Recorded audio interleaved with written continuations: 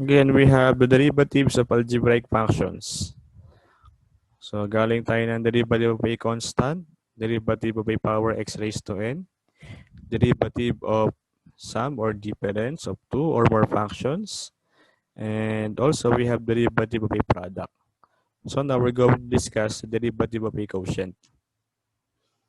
So we have definition. The derivative of a quotient of two functions is equal to the denominator times the derivative of the numerator minus the numerator times the derivative of the denominator, all divided by the square of the denominator. Or we have the derivative of u over v is simply equal to v times derivative of u minus u times derivative of b all over v squared. Or iba binabasa yan as b du minus u db all over b squared. So yun ibig sabihin derivative. So ginagawa nilang v du minus u then db all over b squared. Madaling tandaan pag ganito. B, derivative ng u minus u, derivative ng b all over b squared. Again, u and b are functions of x. Special case of this formula is when u is equal to a constant c. So we have derivative of c over b will become negative c na lang over b squared times derivative of b. Okay, so if we're going to apply the formula u over b and u is equal to c, so we will have b times derivative of our numerator, which is equal to c, minus numerator c times derivative of our denominator v all over square of our denominator. So we have b squared. Again, c is constant. So ang derivative ng constant ay 0. Kaya b times 0, we have 0. We will have negative c over b squared times derivative of b. Kaya ito yung kanyang pinaka-formula. Okay, so again, c is constant. So basta natin yung quotient, na yung numerator natin ay constant. So pwede na diretso dito, negative c na agad over b squared na lang, multiply mo ng derivative ng b. Okay, sample tayo ng formula na yung quotient.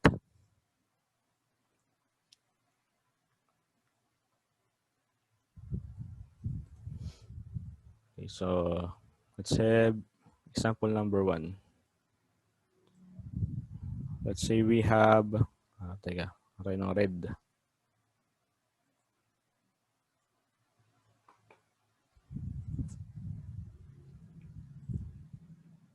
So for number 1, if y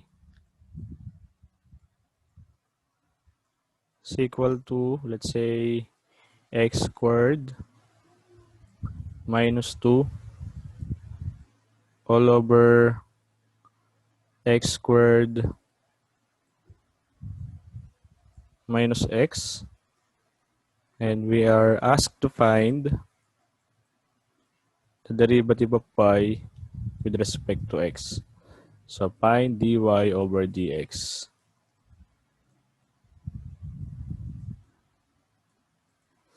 Okay.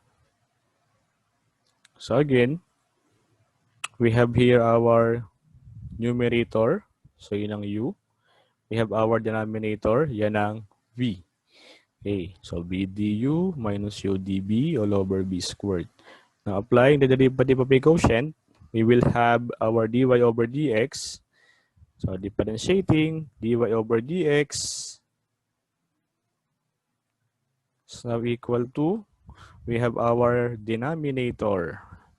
So x squared minus x times derivative of our numerator, which is x squared minus 2 minus numerator, which is x squared minus 2. Then derivative of our denominator, x squared minus x all over square of denominator, which is x squared minus x, kaya yan ay quantity squared. Okay. Again, this is v, di ba? Ito yung u, then v. Yeah, b du minus u db over all over b squared. Okay, isin natin. Simplify na natin. So we will have, ito, rewrite lang muna, quantity x squared minus x. Then differentiating, we will have derivative ng x squared ay 2, di ba? Baba yung 2. Babasa ng isa, 2 na yan, 2. Kaya 2 minus 1 is 1. Derivative ng 2, yan ay constant, kaya 0. Minus quantity, rewrite lang, x squared minus 2. Then differentiate x squared minus x. Ito ay 2x. Derivative ng x, yung kanyang coefficient, so 1. All over quantity x squared minus x squared. Then, ayusin pa natin. So we will have x squared minus x times, ito ay 2x. Kasi kasama niya is 0 na lang. Minus the quantity, rewrite lang muna ito. X squared minus 2 times 2x minus 1. Again, all over our denominator.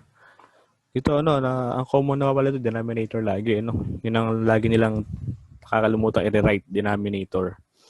Nakakalimutan kasi kung hindi man nagbabago ang denominator. So pagdating sa dulo, wala silang nakalagay na denominator. So namamali ang kanilang final answer. So don't forget to rewrite the denominator. Okay. So we're going to multiply. After multiplying, dapat nakapaloob pa rin lahat sa parenthesis. Huwag nyo kakalimutan ng parenthesis kasi ito ay difference. Subtraction tayo. Okay. Para tama ang mga signs. Then, ito muna, 2x times x squared. We will have 2x cubed. Add the exponent, 2 plus 1. Minus 2, x squared. X times x, 1 plus 1 exponent nun. So, close sa parenthesis. Minus, ito. So, we have open parenthesis.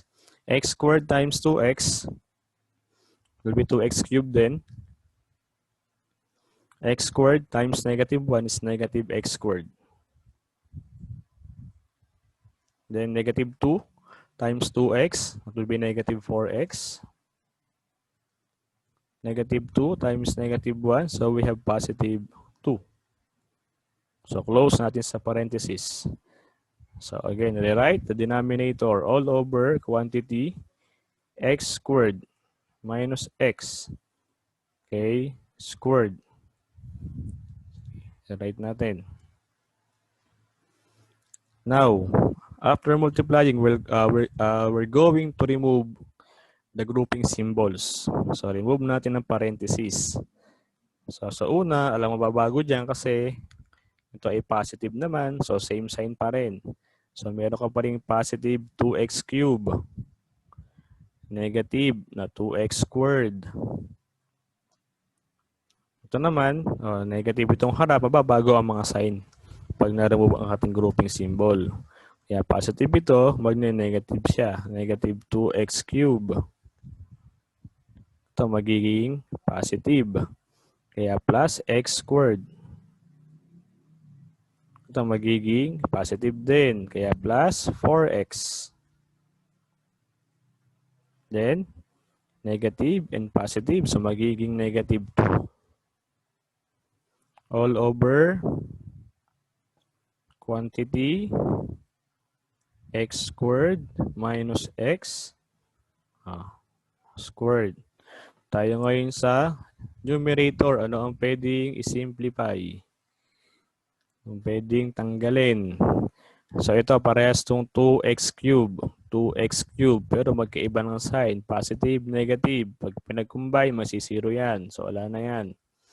Ang pwede pang i-combine ito, no? Yan.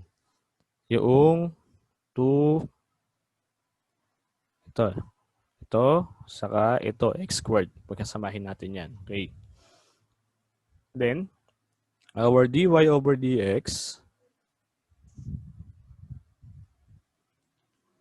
will now be equal to, so negative 2 plus 1 is negative 1. Kaya meron kang negative x squared na lang. Negative x squared. Then ito, wala namang kamukha. Rewrite lang yan. Plus 4x. Yung 2, wala naman na ibang constant dyan. So, minus 2 pa din.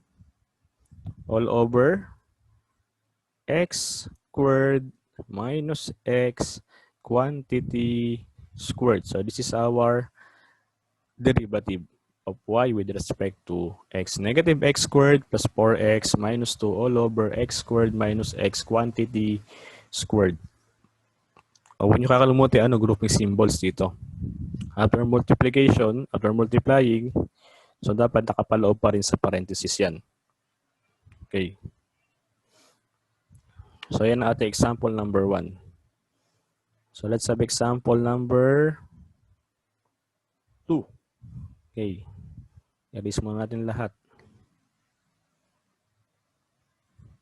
Okay. So example number 2. Let's say, ito is a special case. No? Say we have y equals 3. Then over, say, x squared. Minus x na lang. Minus x. Sige. And we're going to find the first derivative. Find y prime. Other simple tayo, y prime. But yan pa rin ay dy over dx. Derivative pa rin ng y with respect to x. Okay. So doon tayo sa special case ng formula. Sabihin natin. Yun yung derivative ka ng constant over variable. Diba yun ay negative c over b squared times derivative tayo ng b. Derivative of b. This is the derivative of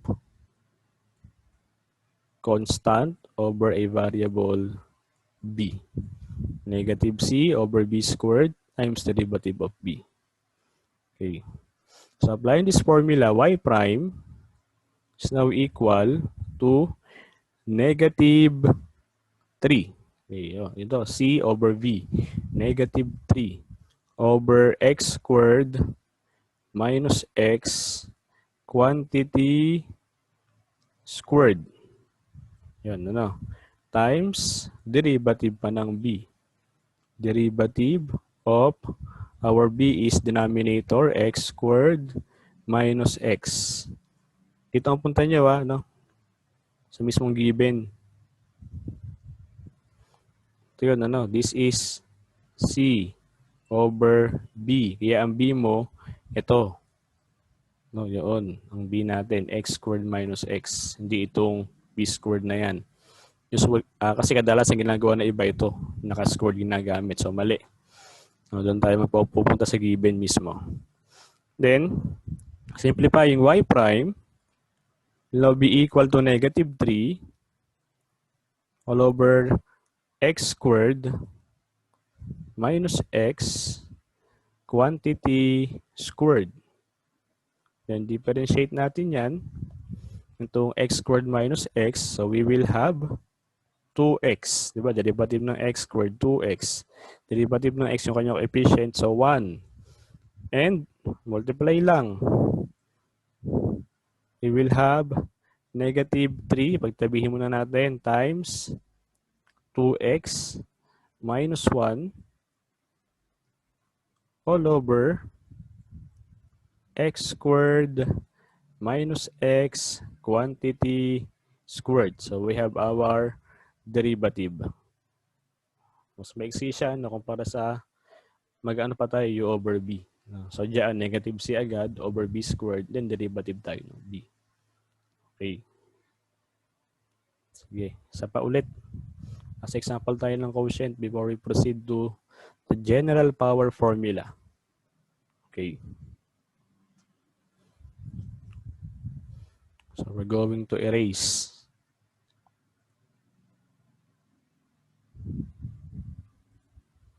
Last example, number 3. So again, we have y equals, let's say, x cube plus, gawin natin a cube. Karoon na ibang variable, ibang letter. And over, let's say, x plus a. And we're going to find dy over dx. So dito, pinapahanap ay dy over dx, meaning ang ating variables lang ay y and x. So yung a, yun ay constant. Tandaan nyo, no? So sabi dyan, we're going to find dy over dx, ay may nakatakaibang letter, a. So pag derivative mo yung a, yan ay magiging constant na. Kahit yan ay a cube, derivative niyan ay magsi-0 kasi yan ay constant. Kasi ang variables mo lang dito ay y and x. Okay. So we're going to apply u over b. So dy over dx is now equal to, we have our denominator, so quantity x plus a times derivative with respect to x of our numerator, which is x cube plus a cube minus numerator x cube plus a cube. Again, don't forget to use grouping symbol ng ating parenthesis. Dapat lagi yan lahat naka-parenthesis. Times derivative of b, which is x plus a. So all divided by square of denominator. Erase natin. X plus a quantity squared, square of denominator. Then, again, differentiate pa natin. X plus a, rewrite lang muna yan. So, ang derivative ng x cube ay 3, baba yung 3. X raised to, so bawasan ng 1 yung exponent, kaya 2. Plus, sabi ko kanina, ang a cube, ang a ay constant. So, ang derivative ng constant ay 0. Kahit yan pa ay naka-a cube. Minus the quantity, x cube plus a cube. Derivative ng x ay 1. Ang derivative ng a ay 0. Kasi ang a ay constant. Ang variables mo lang kasi dyan ay y and x. All over x plus a quantity squared. Then we will have quantity x plus a. Multiply na lang natin kay 3x squared minus the quantity x cube plus a cube times 1. So 1 na lang yun, ano? All over x plus a quantity squared. Okay, ayusin natin. So we have, when multiplied by 3x squared, that would be 3x cube plus 3, o x squared. Then, ito magiging, ayusin natin muna to minus the quantity. Quantity muna ulit lahat dyan. X cube, kasi times 1 lang naman yan. plus a cube all over x plus a quantity squared. Sige, tuloy natin. Then, our dy over dx is now equal to, when grouping symbols are removed, so we will have 3x cube plus 3ax squared minus x cube minus a cube all over x plus a quantity squared. Okay, isa pa. So ito ay pwedeng pagsamahin, di ba? Dalawa na yan. So magiging 2x cube na lang plus 3ax squared minus a cube. Yun, 2x cube plus 3ax squared minus a cube. Yan, simulan natin sulat. So this is x squared all over x plus a quantity squared. Ito si dy over dx. Natin, pwede pa ba siya i-simplify? Hanap tayo ng paraan, paano pa yan ma-simplify. Tingnan natin. Meron pa kayang paraan para ma-simplify ang ating final answer.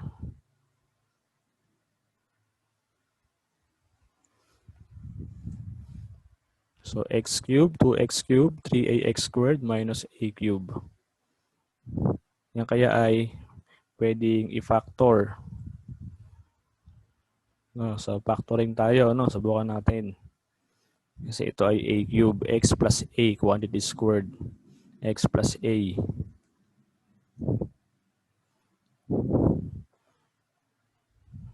So dy over dx by factoring,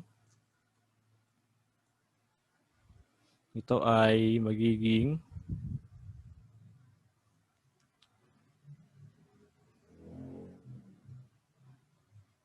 x plus a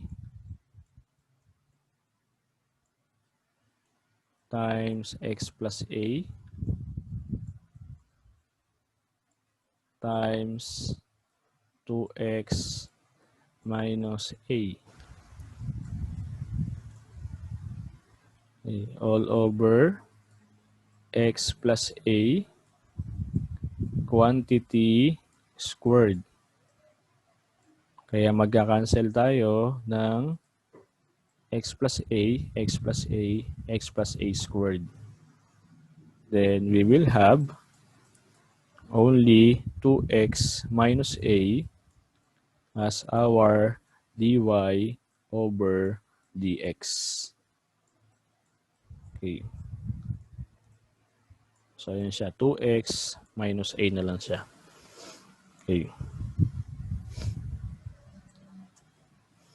So, if we're going to notice the given problem here, the given function, pwede siya i-simplify muna bago kayo mag-quotient. No?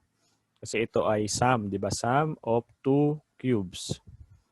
So, nabanggit ko yan sa previous video natin, the discussion, na ang tawag sa sum of two cubes. So, yan ay pwedeng i-factor by using special product. No? Special case of product of binomial and trinomial. Ngayon natin. Using natin.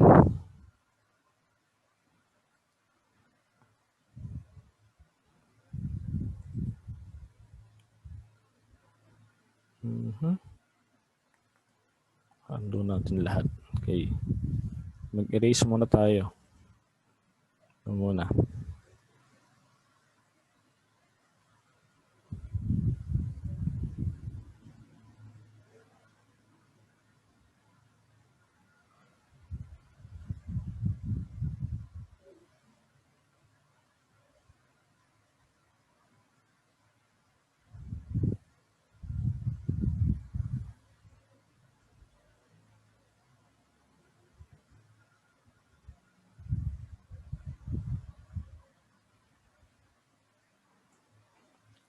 Okay. Okay. So, di ba, sabi ko dati, if we have, let's say, x plus y, binomial multiplied by a trinomial, x squared minus product nilang dalawa, xy plus square nung huli, y squared. So, ang resulta nito is x cube plus y cube. Cube nung unang term, cube nung pangalawa. So, kung meron tayong x cube plus a cube, so yan ay x quantity cube plus a quantity cube. Kaya dito magkakaroon tayo ng sa halip na x plus y, x plus a. X plus a, saka i-square mo yung x sa x squared na tayo. Multiply mo silang dalawa, a times x or ax plus square nung huli, a squared. So, yun yung kanyang factors. Okay. Then, we can write the given function as y equals, sa halip na x cube plus a cube, dun tayo sa factors, x plus a times, that would be x squared minus ax plus a squared. Then, all over x plus a. Kaya ngayon, makakancel dito yung x plus a. Diba? Cancel yan. Then, yung y mo ngayon, equal na lang sa x squared minus ax plus a squared. Doon na lang tayo sa may sum. Diba? Sum and difference na lang tayo gagamit ng formula. Kaya ang dy over dx simply equal, so i-differentiate mo na si x squared, 2x, ang derivative ng x, yung kanyang coefficient, ang kanyang coefficient ay a. Kaya minus a. So we have 2x minus a as the derivative. So mas maiksi, check nyo muna kung siya ba ay factorable. Pwede i-simplify using algebra. Using factoring in cancellation, kung pwede. And we have to simplify first bago tayo mag-differentiate para mas madali. Okay. So yan, ang quotient. So okay, dito, factoring lang ito, nag-factor lang tayo dito. So baka sabihin nyo, nag-A na, mahirap na i-factor. Pwede nyo siyang gamitan ng division, doon kay synthetic division. Pakita ko sa inyo paano nangyari. Erase muna natin.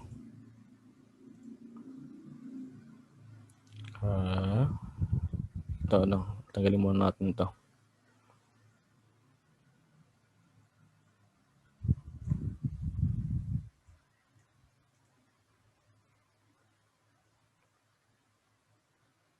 Ito kasi yun, So, meron ko diyang x cube. So, numerator mo. Next is x squared. Tayo sa decreasing power muna. X raised to 1 and then our constant term. So, kanyang coefficient ay 2. Sa x squared naman ay 3a, ang kanyang pinaka-coefficient. Then 0 sa x kasi walang x. Then negative a cube para kay constant c.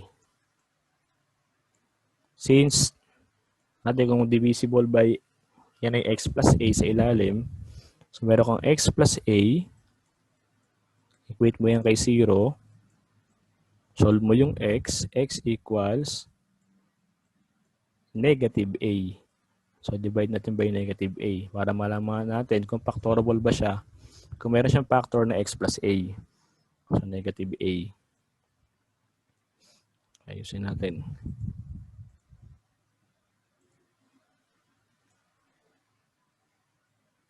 The first step, bring down muna tayo.